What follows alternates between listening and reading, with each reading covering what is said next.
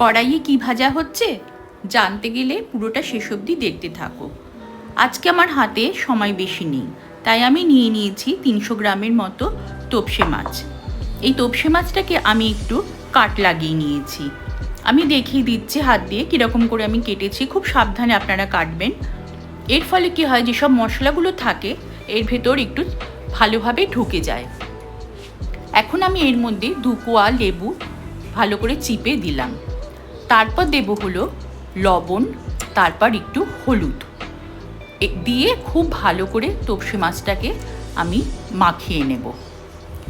মাখিয়ে নিয়ে এটাকে ফ্রিজে আমি এই 20-25 মিনিট রেস্টে রাখবো। রেস্টে রাখার ফলে মাছটা একটু শক্তও হয়ে যাবে, আবার নুন, হলুদ, লবণ খুব ভালোভাবে ঢুকে গিয়ে এর যে আঁশটে ফ্লেভারটা আছে সেটা চলে যাবে।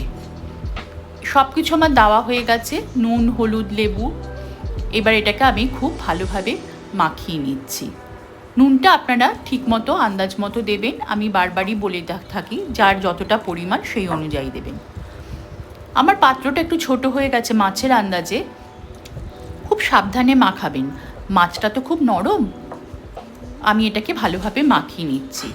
এবার এটাকে আমি ফ্রিজে কিছুক্ষণের জন্য রেখে দেব। না, প্লেটটা ছোট হয়ে গেল। এবার এটাকে আমি ফ্রিজে কিছুক্ষণ চাপা দিয়ে রেখে দেব। মাখানো হয়ে গেছে। মাছটাকে এবার ফ্রিজ থেকে বার করে নিয়েছি। মিক্সিতে এবার কয়েক টুকরো আদা, তারপর কিছুটা ধনেপাতা, তারপর দেব হলো পেঁয়াজ, কয়েক কোয়া রসুন, কিছু কাঁচা লঙ্কা, সব কিছু দিয়ে আমি একটা মশলা তৈরি করে নেব। মশলাটা কিন্তু খুব মিহি হবে, আর কাঁচা লঙ্কাটা একটু বেশি হলে খুব ভালো হয়।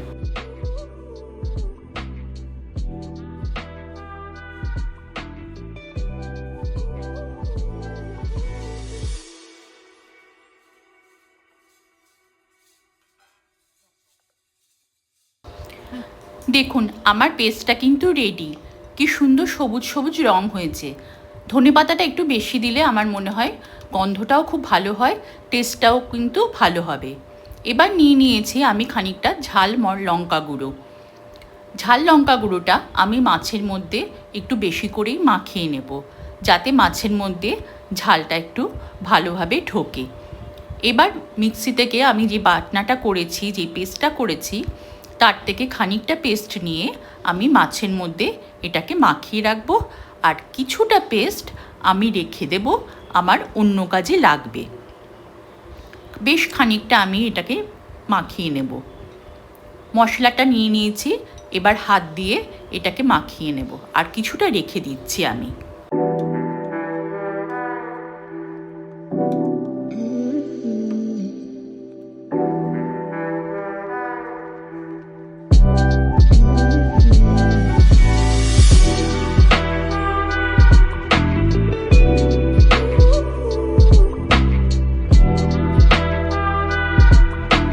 পেস্টটা দিয়ে এবার মাছের সাথে খুব ভালো করে আলতো হাতে ওটাকে আমি মাখিয়ে নেব, যাতে মশলাটা এর ভেতর খুব ভালোভাবে ঢুকে যায়।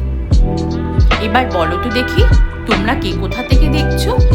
একটু লাইক কমেন্ট করো, তবে তো আমি বুঝতে পারবো যে আমার জিনিসটা আর কীভাবে কী করলে ভাল লাগে।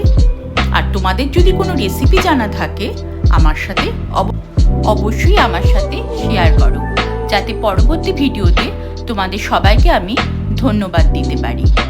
দেখো আমার মাছ মাখাটা কিন্তু প্রায় শেষের মুখে।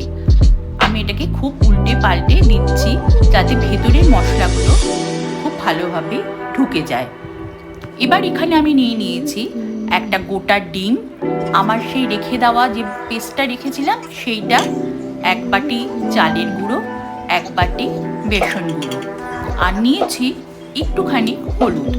একটুখানি বলবো না, এটা পরিমাণ অনুযায়ী আপনারা দেবেন। আর চালের গুঁড়ো, বেসনের গুঁড়ো বাটি অনুযায়ী দেবেন, সমান সমান হবে। দিয়ে এটাকে এবার আমি মশলাটা দেব, যে পেস্টটা আমি আলাদা করে সরিয়ে রেখেছিলাম সেই পেস্টটা আমি এখানে দিয়ে দিচ্ছি। ডিমটাও ভেঙে দিয়ে দিলাম। দিয়ে খুব ভালোভাবে একটা ব্যাটার তৈরি করব। ব্যাটারটা আপনারা দেখে নেবেন।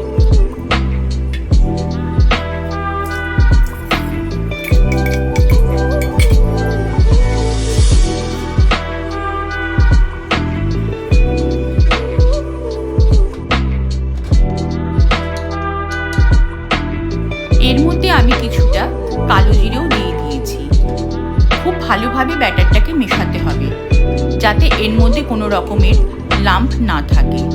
আমি ব্যাটারটাকে সমানে দিয়ে নাড়াচ্ছি এবং আস্তে আস্তে অল্প অল্প করে এর মধ্যে জল ঢালবেন। খুব ঘনও হবে না, খুব পাতলাও হবে না।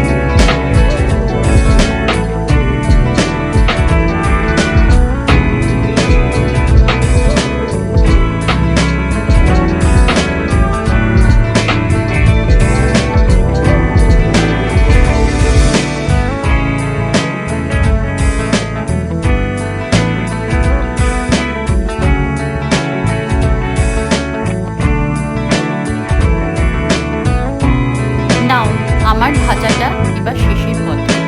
আজকে আমি বিশেষ কিছু করিনি, একটু তাড়া আছে। শুধু মুসুর ডাল আর এই মাছ ভাজা দিয়েই আমি বেরোবো। দেখো কি সুন্দর দেখতে হয়েছে। দেখে চলে গেলে হবে না, লাইক, শেয়ার, কমেন্ট অবশ্যই করা যায়।